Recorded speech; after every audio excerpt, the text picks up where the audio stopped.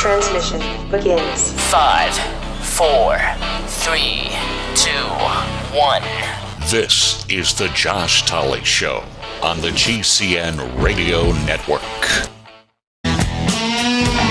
Our next guest, I first seen his material, seen him speak, read some of his book at the last Hear the Watchman conference, and I got to tell you, oh my gosh, this guy will give you some information that you've never heard before. I have been doing this for 5 years. I've been following the news and alternative news for 20 or so. And Russ Dizdar has some things that I have never heard before in my life. And he's going to be at the next Hear the Watchman conference, which is this weekend, guys. If you can get to Knoxville, get there. There's still a few seats left. If you cannot make it to Knoxville, that's fine. Go to hearthewatchman.com, click the live stream event, enter code Tully, and they'll knock off $10 for you. And you can watch it all there and even keep it as an archive for 30 days in case you miss anything. But Russ, welcome to the show, my friend. How are you doing, sir? Hey, Josh, doing very good. Thank you for having us here. I look forward to seeing you this weekend. Yeah. I look forward to seeing you too. Now, you speak on a topic that it just sends chills down my spine. You have this book, The Black Awakening, and when I last saw you, I got a copy of this thing. Oh my gosh, man.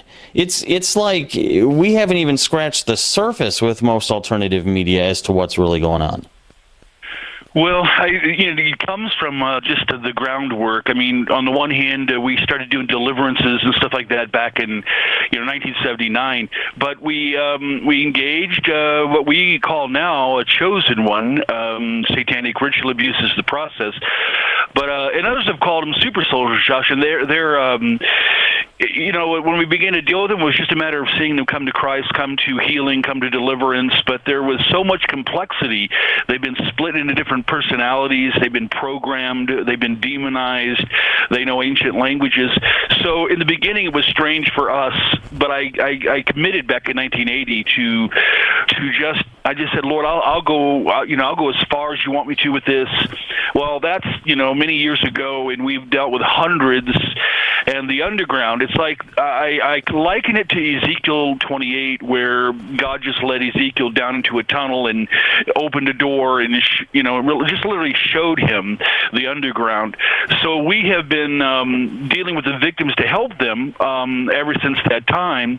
But we also have built a team to track and to go backwards to see where did this start. So when we talk about victims, we're talking about highly trained individuals.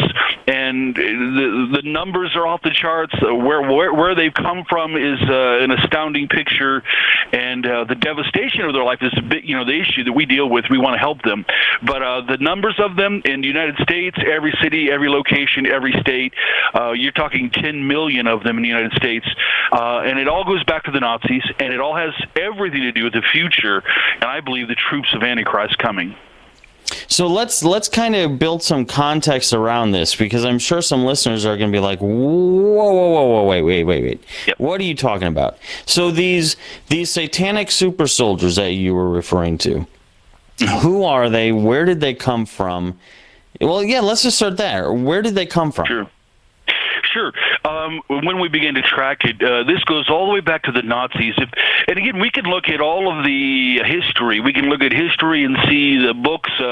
Himmler, Hitler, they wanted to, of course, conquer the world. They wanted to build and part of it was a secret birthing, genetic breeding program that Himmler was kind of in charge of and led the way on.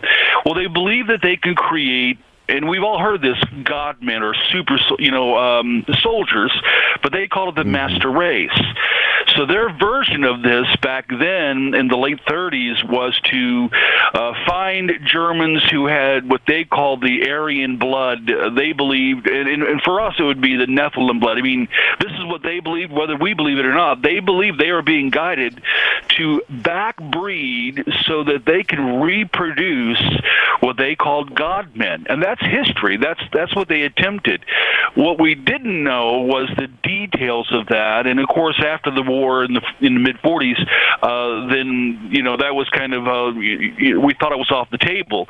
Well, what occurred was when Himmler began to do this, his goal was to have 200 million super soldiers for the future, so that when they conquered the world, they have a 1,000-year reign. They would rule and reign with these soldiers.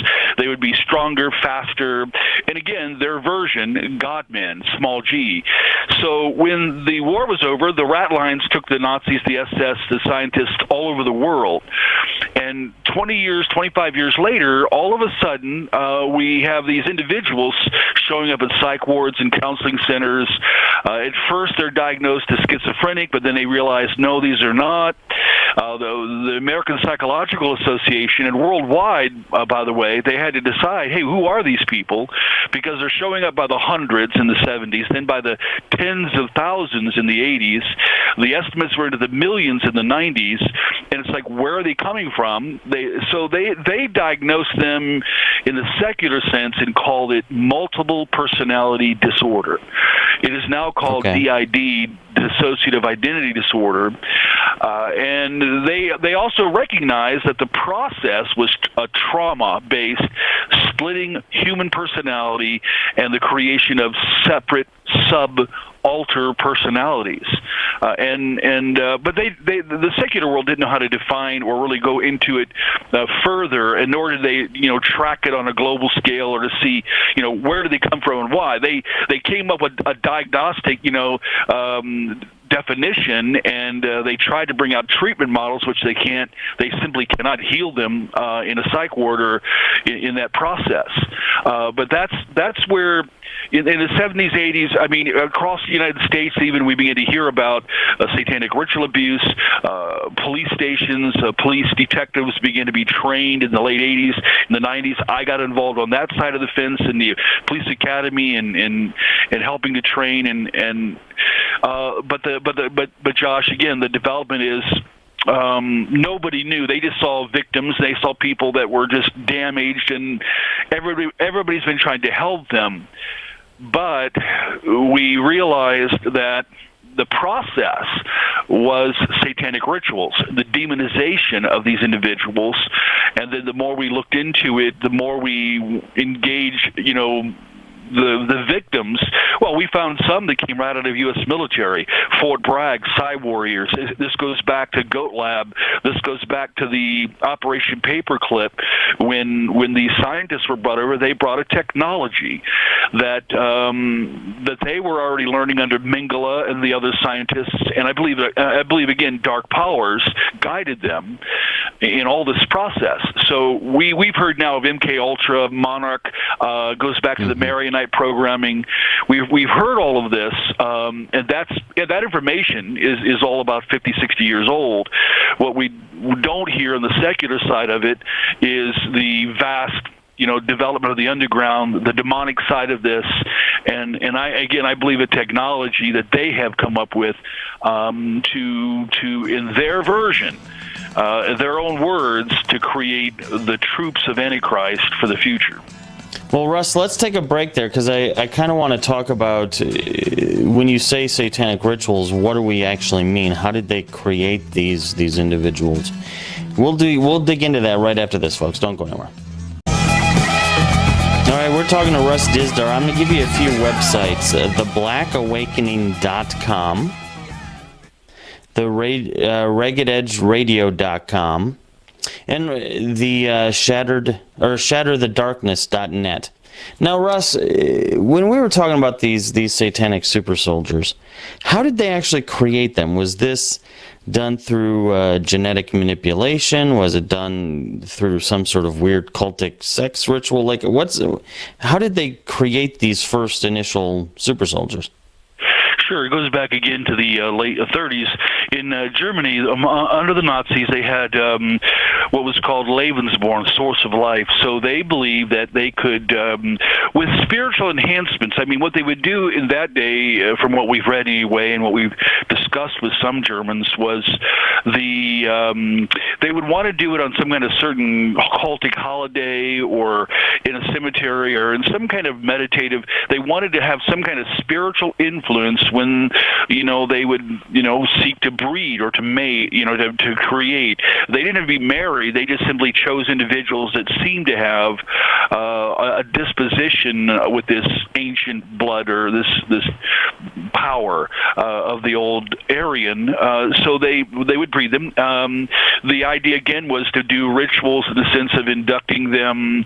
Well, it became more and more pronounced as they developed, because they sought more powers. They sought, and it's nothing new in a sense. If we go back to the Old Testament, when the king of Moab weaponized demonic powers, he sought powers to come on his troops to beat Israel. So this concept is a demonic thing. So they did do this in the context of rituals. And today we can go to the web. We couldn't do this back in the 80s and 90s, but now we can go to the web because most of our stuff came from confiscated, from victims that brought us stuff, took us to locations, books of shadows, materials, or discussions with sub-personalities who spoke fluent German that were completely in line with the coming New Führer and things like that. So they began to tell us, show us the art book, the books, materials, and at times even draw for us out in locations, ritual, and explain to us what they would do. So in their version of this, they would have preconception rituals where the man and the woman were both going to be demonized. There would be rituals that would conjure, call, or summon a demon to be released into the womb. What they would believe, they were trying to time this in the context of conception, so that they believe they could actually inject demonic presence at the moment, well, be prior to, but at the moment of conception. And their goal, Josh, was to alter the genetics, alter DNA, to infuse. So instead of just a possessed individual, they wanted something altered. Again, in all of our research, 26, 28 years later on it was, they're really trying to recreate or genetically alter with the goal of Nephilim DNA. That's been their version of it. So nowadays, anybody working with anyone on that's an SRA, satanic ritually abused individual, they're going to find out that, they've been to many rituals. Marriage to the Beast in September, all 6-year-old girls go to it. We had Hands of Glory just a week or so ago. All during the year, you'll see now every month has multiple satanic rituals listed. And all of those on a worldwide scale, anyone in the United States that's got this satanic ritual abuse victimization background, they all know this. They've all been there, and anybody who's been working with them know this too. So the goal is summon demon, release it into, for example, we know about programming, kind of like hypnosis. The best way I can explain it is hypnosis. When somebody would hypnotize another person, put them, kind of put them down in a sense, and kind of, say, hey, you're going to sing like Elvis Presley, or you're going to do this or that on stage. Everybody laughs. The person does it. The hypnotist, says, on the count of 3, you're going to come out of this, you won't remember. And they don't, for a while, remember what they just did. Well, this is creating a permanent substate, an alter personality. And then when they begin to develop this personality, they might create this one to be an assassin or shooter or sex slave or ritual summoner or runner or enforcer. So they have different... when they split a person's personality, their goal is to program it for what they want within what is called the system inside. Then with the programming, then they want to summon a demon and infuse it into that personality, put that personality down by code, so that it's inside. And the main person, this is their intent anyway, is not even supposed to know. That main individual is not even supposed to know what's inside of them, But if a coven member, handler as they're called, would call out the trigger or call on the phone and give the trigger, the subpersonality with that trigger phrase would come up. And we've seen this happen hundreds of times. We under the codes can again be tones and voice commands, even sometimes written stuff or timing. We had a federal officer's wife that at 11 o'clock every night, no matter where we were, trying to keep her away from rituals. We didn't realize it at first, but all of a sudden she would just switch personality to a runner who would, whether they're sitting in the car or anything else, they would just simply open the door, roll out, and run. We would never, they were faster, stronger. We could not catch them. And we realized that when the clock struck 11, digital clock, that was the trigger that pulled up the runner that was to run to a location and eventually get to a coven meeting. So it is birthed in demonic rituals, birthed in the concept. And Josh, many of them, they have hundreds of sub-personalities. And we're talking so you're saying program that these shooters, just like we've seen on in the news media. So these individuals not only still exist, but there's an organization that is still creating them? And if so, what is that organization today? Good. Well, they call themselves the Ancient Brotherhood. And again, when we say, and now again, our research, and in coupling this with deep, the scriptures and studying prophecy and so forth over the years, and I'll be outlining this a little bit in detailed form and an update on all of this Saturday night at the conference.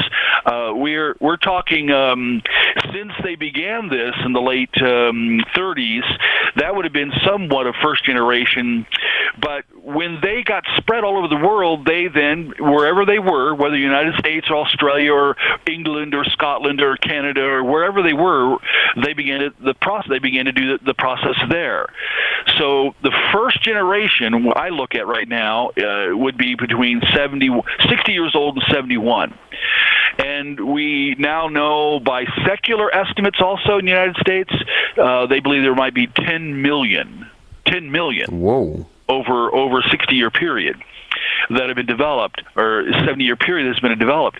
So, but here's the problem. If nobody intervenes and helps these individuals, it's automatic, we found out, that their children, that they will also breed, and their children will be multiple and SRA, so that you have a second generation between basically 36, 37, 38 years old up to in the late 50s.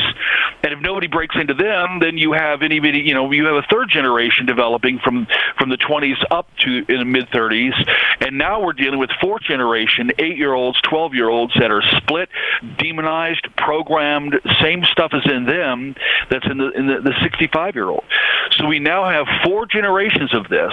So in some cases, we have the great-grandmother, the grandmother, the mother, and the child from 8 years old all the way to 70, all of them that are multiple programmed, demonized personalities, and it does go back to it's kind of hard, if we could think in terms of like just Masons, for example, they have 56,000 temples in the United States.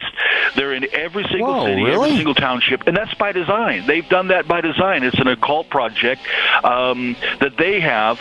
But if you drop down just below their secrecy, I believe we have another level that is ultimately what we call shadow government, or what we call the new world order that's coming. Sir, this is them. Sir, hold on one second. Sure. I'm up against another break. We'll continue this on the other side. Don't go anywhere, folks.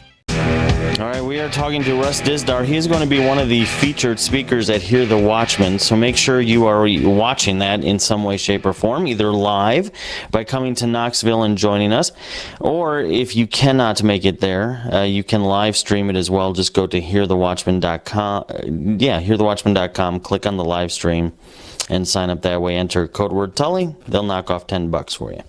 All right, so Russ, we're at the end of September, heading into October. Everybody's familiar with Halloween. I have heard that pet stores stopped selling some pets to people around Halloween, that Satanic Rituals still exist. You mentioned the 53,000 Masonic temples around the country. Is there still that element? Are there still satanic rituals and cults in America? And if so, how do we tell if they're in our neighborhood? Very good. Yeah, I mean, this is part of back in the 80s when we dealt with it back then. I mean, the rise of like Anton LaVey, the Church of Satan, by the thousands and thousands, that organization was growing. Well, that was a popular thing because it got intertwined with music, and a lot of like Slayer and groups got into that, and eventually Marilyn Manson. So you have a lot of that kind of popular Satanism, books, materials, music. It's all over the web, of course. But then you've gotten into, I mean, that's just a popular level. Then you drop down a tier, you go to traditional Satanism, Cathedral of the Black Goat in Los Angeles. Father Meridon put out a book called The Devil's Bible. It describes how to do rituals and, surrender to Satan, know him personally, renounce God, and become a part of their system of it. And yeah, they do real satanic rituals. Now, when you move away from that, you get to satanic groups that have been around, all the way back to Europe, even Aleister Crowley, the Crowleyism is larger now in the world than it ever was when he was alive. So you have multiple satanic style groups or dark left-hand path magic that will involve sex magic. Eventually you get into the animal killing of the animals, shedding blood. When it comes to the humans, that's the Ancient Brotherhood. That's the Nazis called it the Black Flame. So the Ancient Brotherhood, or what's called the Brotherhood, is again, it is a global level. It is, to me, it is a bloodline all the way back. To me, it goes, in our research anyway, it goes all the way back to the Old Testament times. Ezekiel chapter 8 is one of the examples. So when we think in terms of popular Satanism and all the different varieties, I mean, we have a thing on our website, it's absolutely free, called Exposing Satanism 101, the courses we put out.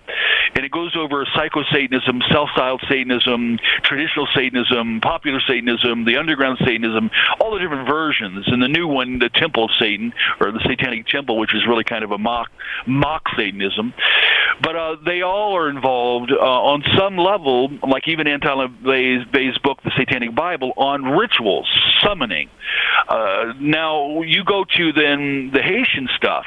Look in Mexico now, Josh, you see the Santa Muerte, the Saint of Death worship. This is intertwined with the drug lords. There are now 12 million adherents, people committed to the Saint of Death throughout Mexico. You have 100,000 dead in the last 30 years in the drug wars, and the FBI now has recognized that many of those deaths were not just drug lords killing other drug, cartel individuals, but they were ritualistic, cutting out hearts, doing stuff. So Santa Muerte is massive, and it's here in the United States now. Santeria, the Palo Mayombe, Abakwa, all of these Haitian versions, even when you go back to voodoo, I mean, this is all off the charts now. I mean, you've got this growing in the last, 6 decades, in the last 30 years, and we've been on the field, 38 years, engaging in evangelism and so forth. So in our research of it, it is just off the charts. You cannot go into any city in the United States and not find the groups that I've just listed. And then the hidden stuff, the stuff that's really hidden, is this Ancient Brotherhood stuff. It's larger. It's in we've tracked purposely and gone to 80 cities in dealing with cases and dealing with, prayer.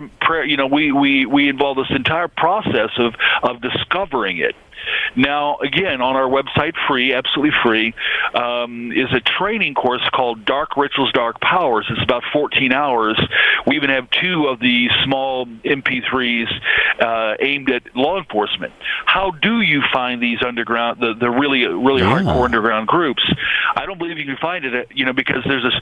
Here's what the church has to understand too, and here's what biblical revelation will tell us.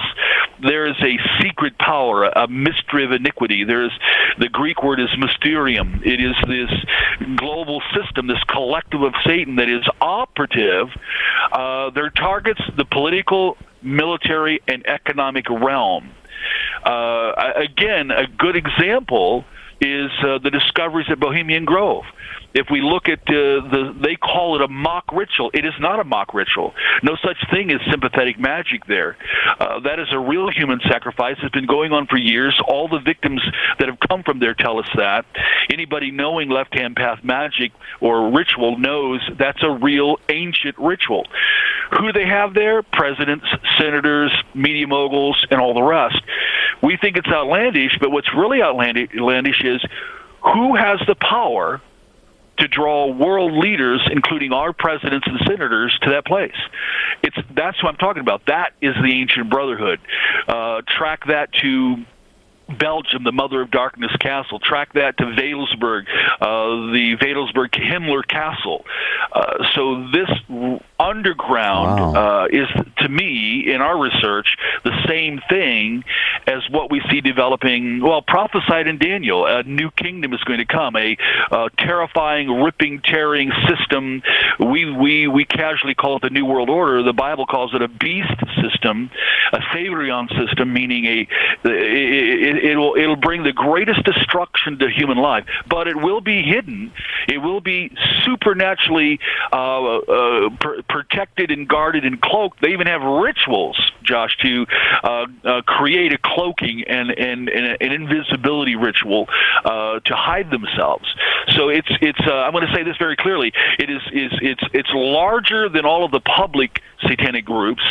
It is more.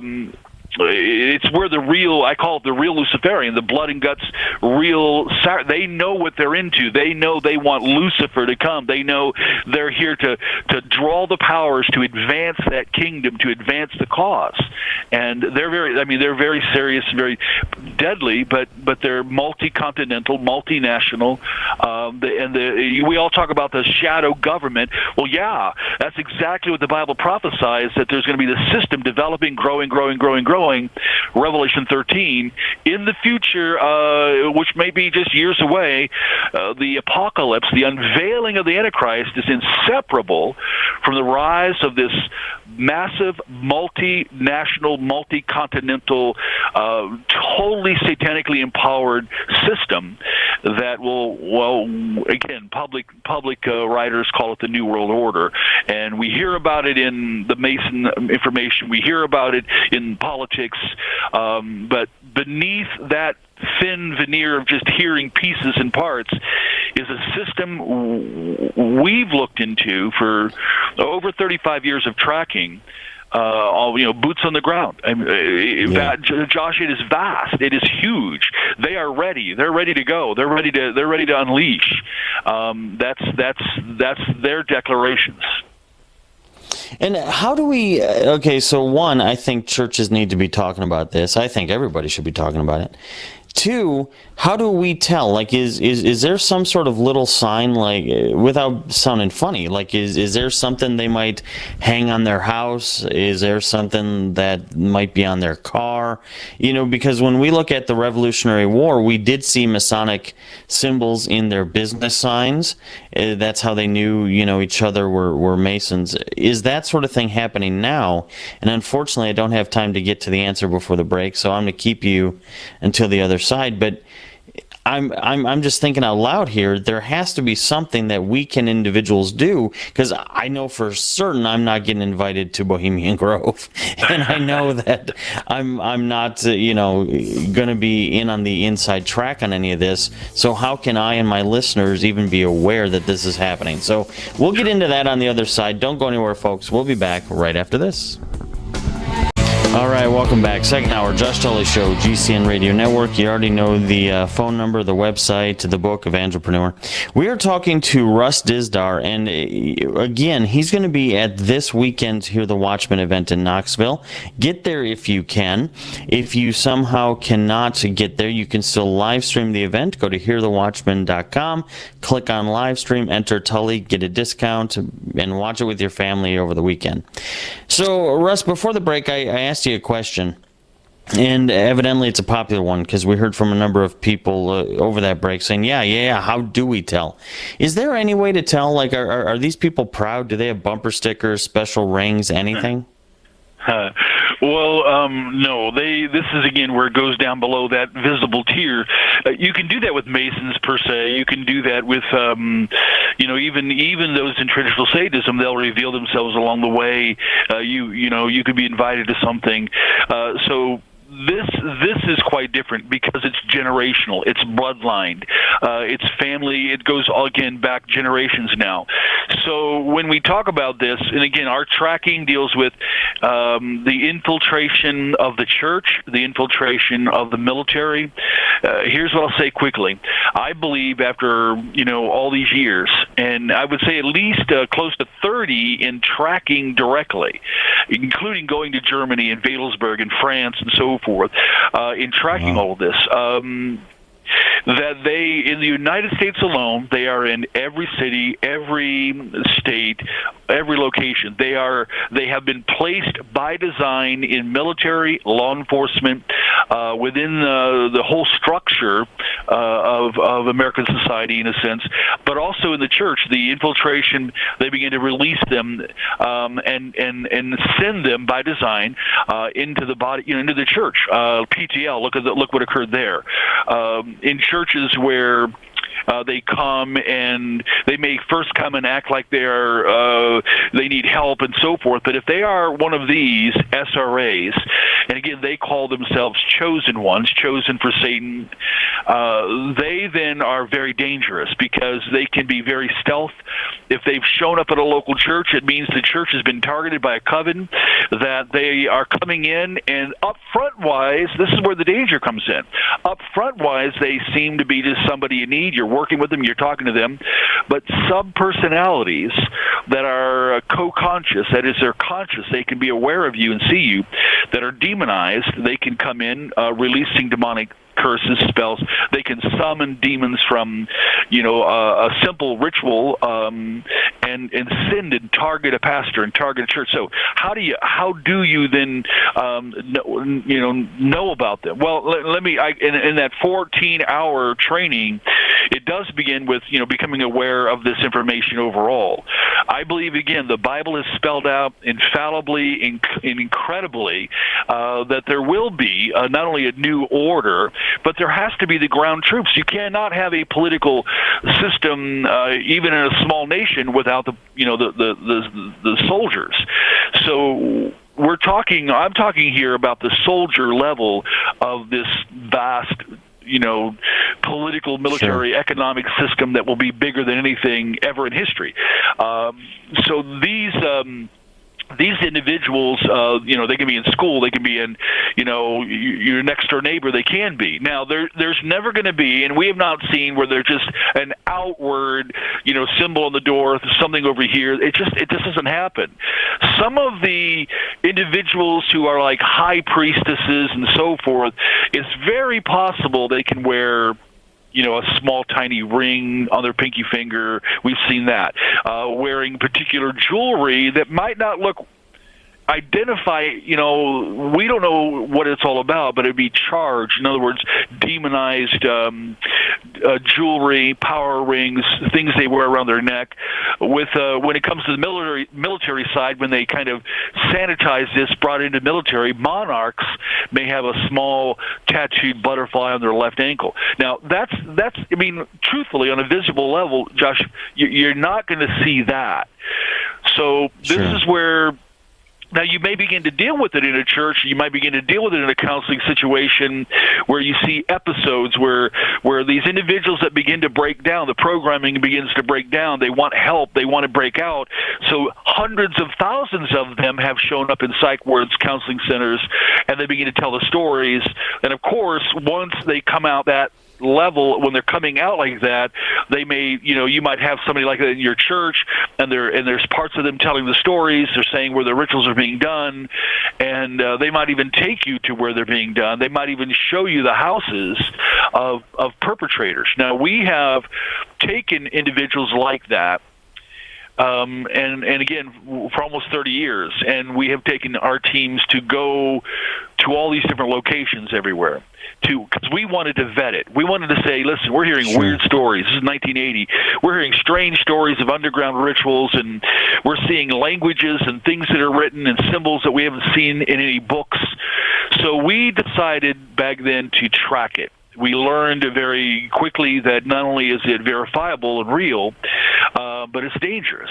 The death threats come, the bullets will come, the blood on your doorstep will show up. If you begin to really go after them, because Josh, they feel they are so elitist that they're so near the time of their bursting out into the world. There's an arrogance there. Satanic arrogance, and so they don't expect anybody to come. But you got to understand, it is deadly to go after them, and any kind of underground cult. But this system, in Canada, in Australia, in England, in Italy, Italy's, the Catholics article just came out the other day.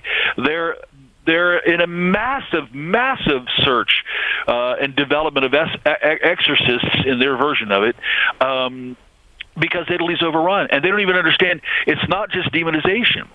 Demonization is pretty easy to deal with if you're a believer and you know your authority, and we've done that hundreds of times. But when it comes to program personalities, demons in those personalities, that's a lot tougher. So you're not going to just see it. In that 14-hour training, it all begins with praying about this, and it goes to Ezekiel chapter 8. Ezekiel was a good prophet. He was a good man of God, but he didn't know what was down underneath the temple that had been there for years and years and years. God knew this. God knows. That's why, Psalm 139, where can you go from his presence? So we're very convinced that God knows where every single one of them are meeting and having their meetings, but they're laced with satanic secrecy. There really is a shielding of satanic powers. And we believe that in praying against that and praying for a breaking into that helps discover, helps expose. As far as Bohemian Grove, okay, there's a little bit of exposure, but the real network and the individual people, that's never been cracked into.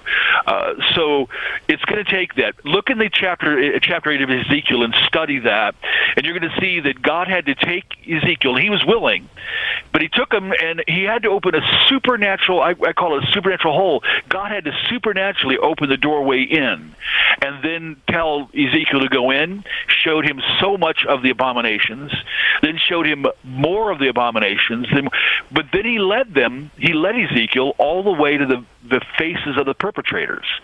God willed that it be found out. God willed that it be exposed. But I do believe it takes the hand of God in this, and it takes targeted intercession, targeted prayer. So when you begin to suspect something, you begin to pray, Lord, what is this? And Lord, show us more. And when you're dealing with a victim in it, there you find a victim in your church, or you find someone that you think is like one of these individuals, and you begin to help them, you got to do a lot of praying, because in the process, they're going to do rituals against you, guaranteed. If you begin to engage them on any level, or they think you're beginning to come their way, they're going to come after you. Russ, I got to let you go. I'm going to be seeing you at the end of the week. Folks, if you go to these websites, theblackawakening.com, we're going to have you on again. This is just fascinating. We'll be back right after this. Hey, thanks for watching. If you loved what I had to say, then subscribe right here. If you hated what I had to say, subscribe right here. It's fun being mad on social media, isn't it? Either way, I'd love to hear from you. Send me an email right there.